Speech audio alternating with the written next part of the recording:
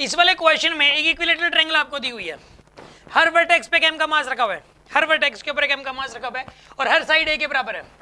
आपसे ये पूछा गया है कि find the gravitational field, net gravitational field at the centroid. आपको जी बताना है एट सेंट्रोइड, क्वेश्चन ये है find the gravitational field at centroid, ये क्वेश्चन है। कैसे सोल्व करें इस वाले क्वेश्चन को?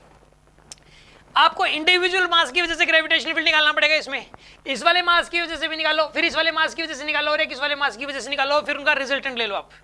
इस वाले मास की वजह से जो ग्रेविटेशनल फील्ड आएगा वो इस तरफ आएगा जी, और इस वाले मास की वजह से इस तरफ आएगा जी, और इस वाले मास की वजह से ऊपर आएगा जी। इस तरीके से आएंगे ये जी जी जी, ठीक है ना। और यहाँ पे ये जो एंगल होंगे ना, this angle is 120 degree, this is 120 and this is 120 degree. Angle 120 120 120 होंगे और इनका जो रिजल्टेंट हो जाएगा वो कितना हो जाएगा बताइए? 0।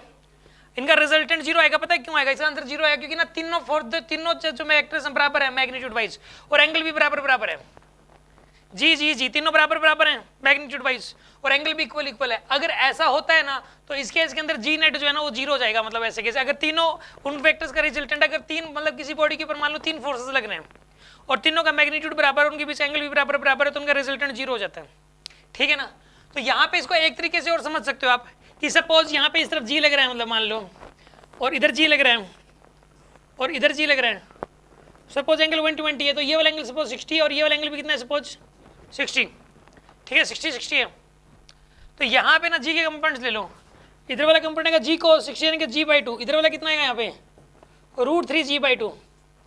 इसके 2 कंपोनेंट ले लिए, ऐसे इस जी के 2 कंपोनेंट ले लो, इधर आएगा g/2 और इधर कितना आएगा बताइए?